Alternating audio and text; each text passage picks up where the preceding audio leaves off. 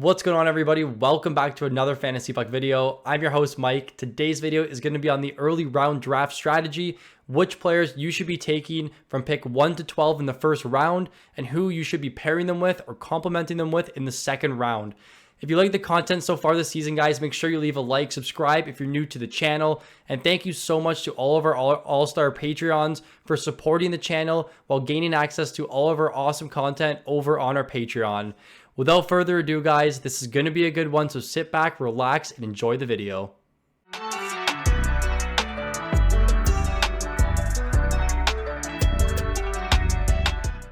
Starting this video off, the most important part, because there's going to be a lot of questions as to why each player is ranked where they are. We are using the Yahoo Standard default scoring projections for projecting our players and where we should pick them. So there's no face-off wins in this league. This is just Yahoo Standard, and we took out plus minus because it's just the worst counting stat in fantasy, and we added in blocks. So for Yahoo Standard, a goal is worth 6, assist is worth 4, every shot on goal 0.9, a power play point 2.0, a hit 0.9, and block 1 point. So you can tell in the Yahoo Standard scoring that goal scorers are valued a little bit better. So when I go into who I want to take third, and you guys are all going to be roasting me on it, that is why.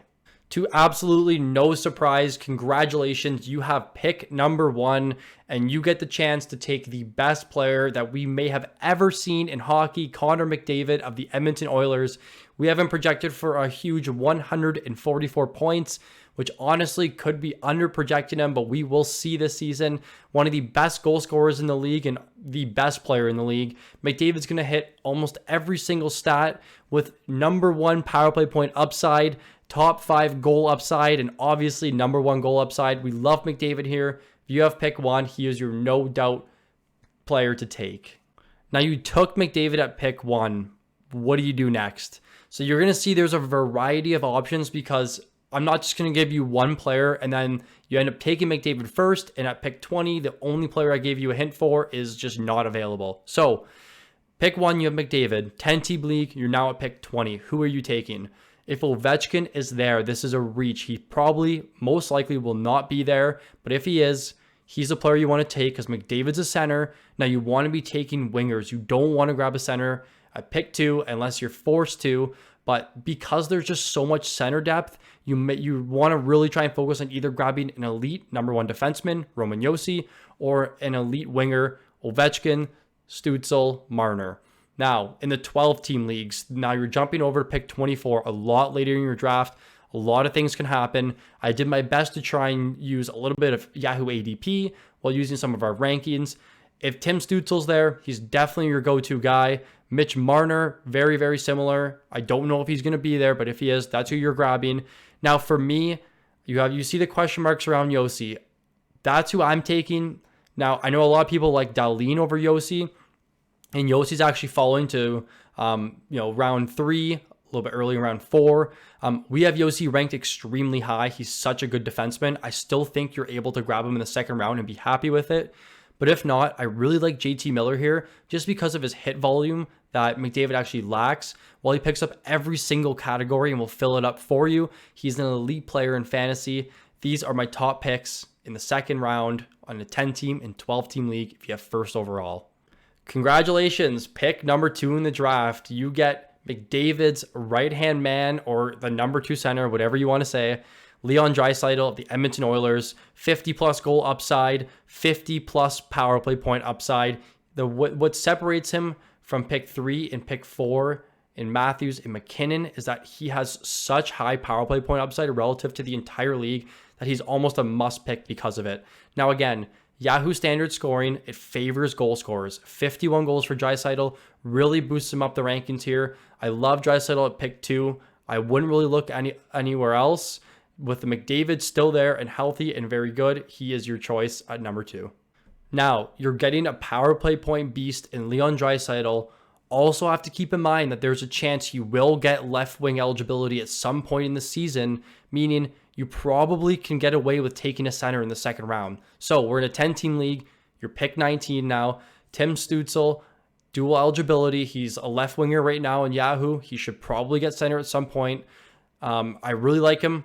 Very good hit volume, which Leon lacks a little bit. Now, Next, Mitch Marner. Don't mind Marner at all. I still think he has high point upside. I don't know if he'll be there because I feel like in a lot of drafts there are Leafs fans that will take him, but still very good.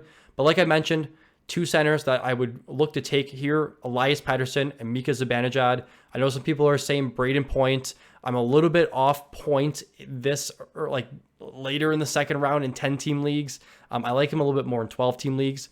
But Pettersson, if you can grab him here at 19, you're going to get two guys with 100-point upside, very good power play points, and they're probably going to be carrying your team, especially if Leon gets that left wing eligibility. Now in 12-team leagues, pick 23. Who are you looking at taking? Tim Stützle, again, if he's available. You're going to see his name a lot, but I just love the upside and the opportunity for him to be two positions this year. Roman Josi, again, you want to try and grab an elite defenseman before they go off the board too early, and it's super easy to pair defensemen with your forwards. And then again, Pettersson and Zib. I'm not trying to repeat what I had on the left side here, but just in this range within 4 picks, it's kind of hard to differentiate. But these are the guys I would be looking at taking in 10 and 12 team leagues if you have pick number 2. I'm already waiting for the comments about how I'm a massive Leafs fan. I'm telling you right now, I'm not. Matthews is my pick number 3. I love him this season. I think he's on sale a little bit this year. People are looking at him at pick 6, pick 7. I saw a comment about pick 9. I picked 3. I want Austin Matthews. Again, Yahoo standard scoring favors goal scorers, and that's what separates himself from Leon. Even though Leon at 52, Matthews has the upside to score 60 plus. He is one of the, if not the best goal scorer in the entire league with 300 plus shot upside. The power play points are a little bit lacking. And for those who are in leagues with blocks, Matthews is actually one of the best blocking forwards in the entire league.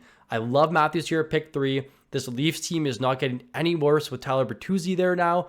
I think this team is going to go on a run this year. Leafs fans, I'm sorry. You may be disappointed, but I love Matthews and I love him at pick number 3. Now, who are you going to pair this super high goal scoring, high shot upside player with? Again, Timmy Stützle. He's such a beast. I want him here at pick 18. Dual eligibility. I don't have to repeat myself, but you're seeing Igor Shesterkin here and you're wondering why. I do think he should be the first goalie off the board, and he is falling a little bit later in drafts. I don't like taking goalies early, but if you're in a league with categories, I'm just doing Yahoo standard, but if you're in a league with categories and you have goals against average and save percentage, Igor is arguably a league winner because he can just win your week every single week with how good his stats are. So that's really the only time I'd be taking Igor. I never take goalies early, but there are leagues where you should. Now, Alex Ovechkin here, you're going to get a left winger, very high hit volume, very high shot volume, and added on to Matthews' already elite goal scoring, you can't go wrong. Mitch Marner, a lot of people don't like pairing the players on the same team. I don't mind that at all because if Matthews is going to have a big season, so will Marner. But then there's an inverse effect, right? If Matthews doesn't play well, Marner won't. I think if you're on any of these guys, you're completely fine pairing them. 12-team leagues, Tim Stützle can't go wrong there if he falls. If you want to match an elite defenseman with him, Roman Josi is your play. Now, if you want to double down the center position, Crosby and Pettersson. If Crosby falls and if Pettersson falls, they may be there. And I feel like at pick 22, if they do fall, it's just such good value that you have to grab them. But again, just be careful with the positions this season. Pick number 4, and honestly, I know I'm going to get shredded for having Matthews at 3, but it's super interchangeable. I don't even mind McKinnon at 3. Still like Matthews upside because McKinnon has a long history of injuries. He can't stay healthy. And in this league, he just doesn't score enough goals for me to pick him over Matthews. But McKinnon, arguably one of the best players in the league, if not the best. He's so close with McDavid, I find. I love McKinnon. I love the way he plays. He can just take over games and win. But in fantasy, he doesn't score enough for me to put him ahead of Matthews. 37 goals, 67 assists, 330 shots. McKinnon's a guy who can easily finish as the number 2 player due to his super, super high shot volume. And last year, he started to score more than he ever has in his career. I like McKinnon a lot at pick 4. I think there's some good players you can match him with in your second round. Jumping over to the second round here. Now, with McKinnon, he's a center. So similar to the other 3, you want to be matching him with a winger or defenseman if you can. Mitch Marner, Ovechkin, Crosby. Crosby's a centerman, so maybe you want to get the old Nova Scotia boys back together. But seriously, if Crosby falls, pick 17, and some of these wingers aren't available, I would say that is my 4th choice at this pick. Igor, same thing as I reiterated with Matthews. If you're in a league with categories, he's a very, very good pick. 12-team leagues. If Marner falls, I like him a little bit more of a Stützle, but Stützle, again, becomes a very, very good pick at 21. Pettersson, if he falls, good pick there as well. And then Roman Josi, if you want to pair him with an elite defenseman, this is a little bit more of a reach at 21 for Josi. I like him better at the 23 and 24 spot, but at 21, he's definitely still viable. All right, guys, so my pick 5, David Pastrnak. I saw a lot of people saying, why would you take him over Matthews? Now, my argument is, and I'm very, very curious to hear what people think about this. I feel like a lot of people are on the side of the Bruins are going to be way worse this season, but then everyone else is on the side that David Pastrnak's still going to be that 60 goal, 400 plus shot player. So I don't really get the arguments because people are just arguing both sides almost. For me, I don't think 60 goals is in store for Pastrnak this season. Could be a very bad take, but we're here using historical and what we know and our knowledge to make informed assumptions, right? So with Pastrnak, 47 goals, 344 shots. Again, goal scoring leagues are very favorable here and lots of shots for Pastrnak. He's a very good player with a very high floor. Don't know what to expect from this Bruins team that they really don't have a number one center, but Pastrnak is my pick 5 this season.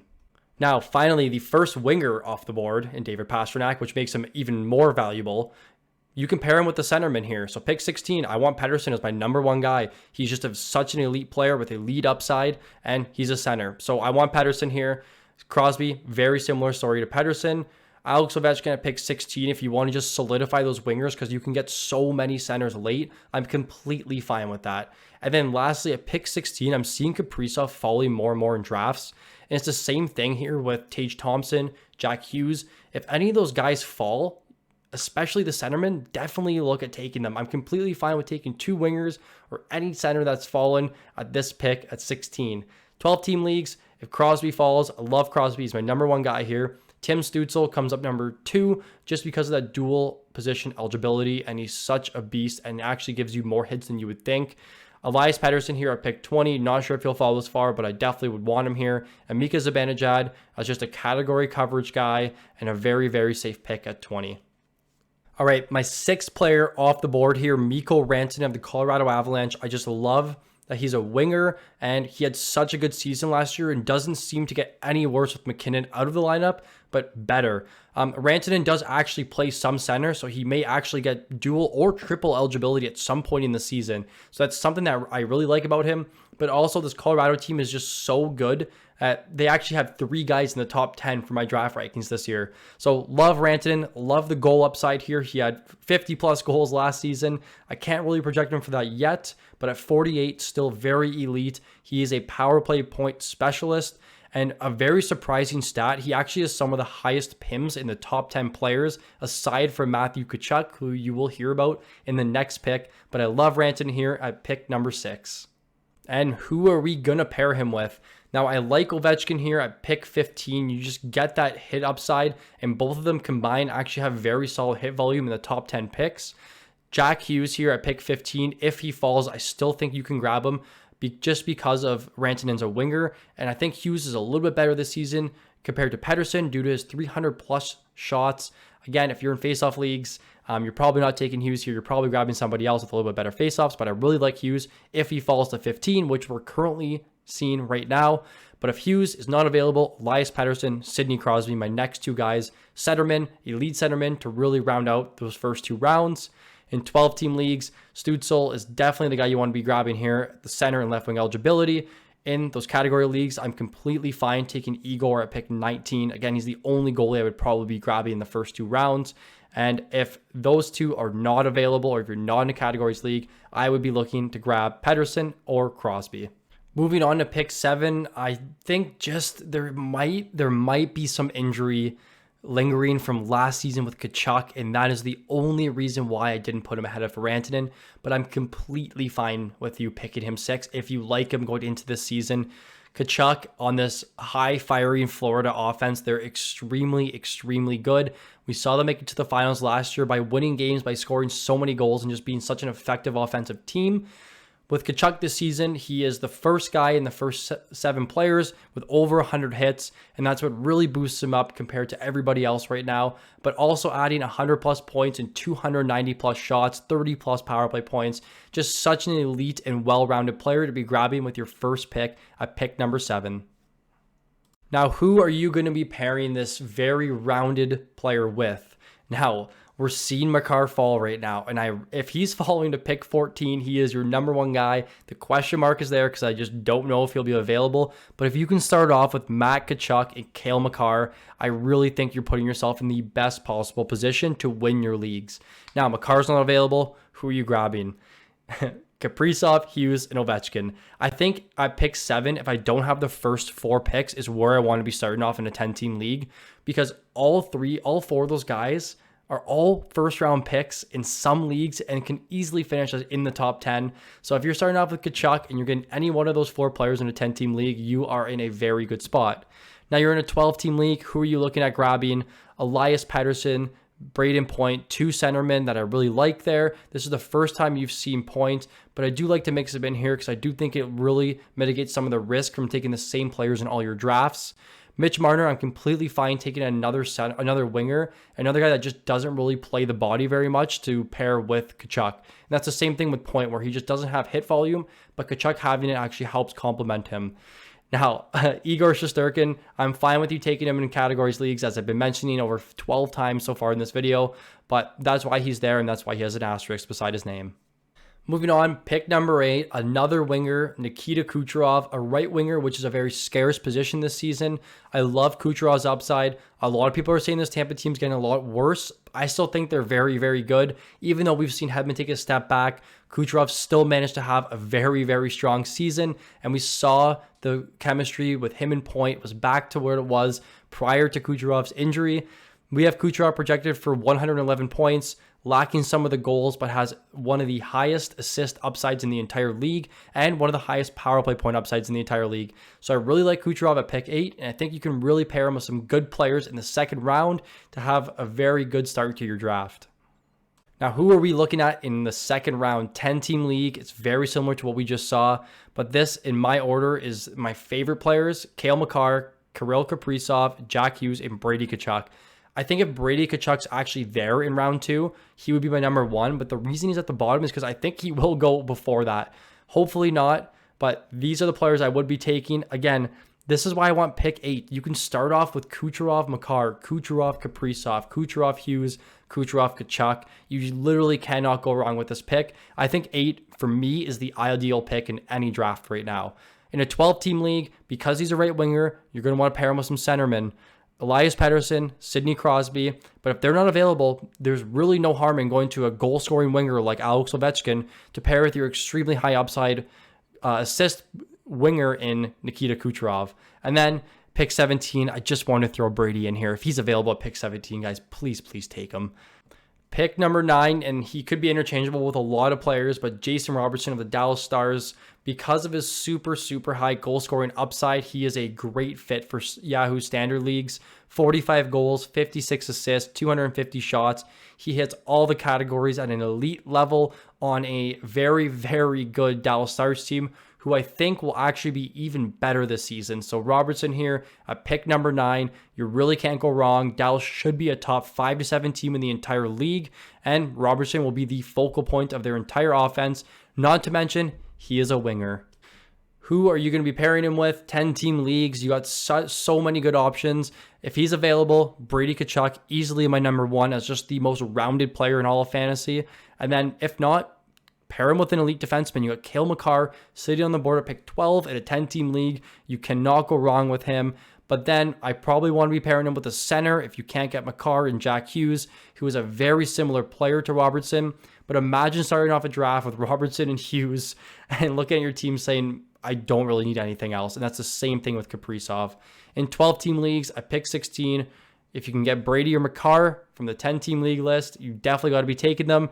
If not, Alex Ovechkin, a very high hit volume left winger that can really start you off in a very good spot in your draft to be taking those late centermen that are very valuable. And not available, I'm looking at Mitch Marner here because I definitely want to try and grab another winger in the first 2 rounds where I can just start focusing on centers or defensemen right after that. At pick number 10, I wasn't really sure if I should put him here, but I did consult with the FP crew prior to this video, and we all agreed that Makar should be pick number 10 off the board. He was my pick number 5 last season. Now, Makar, he did have some concussion injuries last year, which is a little bit worrisome, but I think out of any player or any defenseman, he has a 100+ point upside with 30 goals and 40+ power play points. And really, no other defenseman can do this. If you take Makar at pick 10, you don't have to worry so much about defensemen in those mid parts of the draft when all the D go off the board. I love Makar here. I love taking an elite defenseman early, and he's my guy at pick number 10. This is why I love the later part of the first round, because look at the options available in 10-team leagues. If you get Makar at 10, you can just come back around the next pick and match him with Brady Tkachuk, Kaprizov, Hughes, Robertson. 3 of those guys are 100+ point players, and Brady Tkachuk is a 250+ hit, 300+ shot player. You cannot go wrong with any of these picks to pair him with Makar. In those 12-team leagues, if any of those guys fall, Brady, Kaprizov, or Tage Thompson, you want to be pairing them with them. I prefer the wingers just due to the center depth. But again, Tage Thompson, a very, very elite player. One of the first times you've seen him on this list, but I like Tage there at 15. If you can't get any of them, Alex Ovechkin, a left winger with very high shot and goal upside on top of having some pretty good hits. We are now leaving the 10-team drafts and we're on the 12-team drafts. Pick number 11, Kirill Kaprizov of the Minnesota Wild. I love Kaprizov here, and honestly, at first I had him as my number 7, but there's just too much to like in these early parts of the draft that Kaprizov falls to 11. But I love Kaprizov here. He is a 100+ point upside player with upside to have even more. He is the focal point of this team's offense with Matt Boldy hopefully having a breakout season this year that we're projecting. I love this Minnesota Wild team. They're very strong. They should have no problem making the playoffs. Kaprizov here gives you huge goal upside, solid assist upside, also a very good power play point player, and shoots the puck a ton. I love Kaprizov at pick 11. Again, all these picks are interchangeable between pick 9 to pick 13, 14. We're going to have some comments about Hughes and Tage fitting their way in there. Completely fine with me, but I like Kaprizov, and I like that he is a winger. So you grab Kaprizov at pick 11, and now you're jumping over to pick 14. There's 2 picks in between. Who are you grabbing? Depends on who falls. Brady Tkachuk, Cale Makar, Jason Robertson. Those were guys that I have in my top 12. If they fall, that's who you're grabbing. If not, you're completely fine taking one of Jack Hughes or Tage Thompson. I do like mixing another winger in this spot just because you can start off with 2 elite 100+ point wingers and then just follow it up with later in your draft taking those centers or really good defensemen. If not, I think you should be grabbing a defenseman in Cale Makar because he's just so versatile and is such a good number 1 defenseman to have on your roster. You cannot go wrong. I love the later parts of the draft. There is just so much value and so much opportunity. And if goalies go earlier, these options become even better. So I may be selling short on some of the players you're seeing here, but I really like the options at pick 11 and pick 14. Pick 12 could literally be anybody, but I think I have to include Brady in here because in our projections for Yahoo Standard, he's actually projected as the second best player, the best scoring player. I love Brady and everything he does for fantasy. He's still falling in drafts to pick 12. I like him just way too much because he's going to give you 300+ hits, 300+ shots, and potentially 300+ hits on top of having extremely good point upside. You cannot go wrong with Brady Tkachuk. I would be completely fine if you took him in the top 10, but I think for ADP purposes, which I did factor into this, because he's falling a little bit outside the first round, I wanted to pick him as my pick number 12, but I do think he is completely fine anywhere else after pick number 6.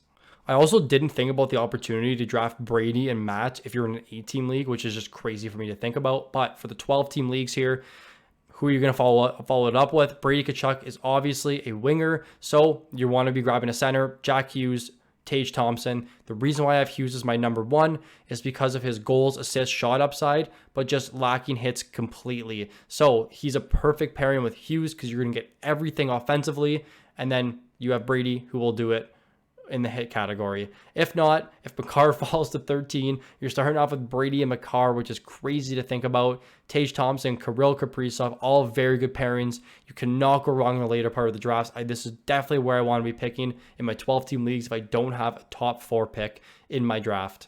That will do it for the early round draft strategy video. If you enjoyed the video, please leave a like. And if you're new to the channel, please subscribe. We have so much content coming your way, so be prepared, and we're hopefully going to set you up for a great fantasy season. Thank you for watching, and I look forward to seeing you all in the next one.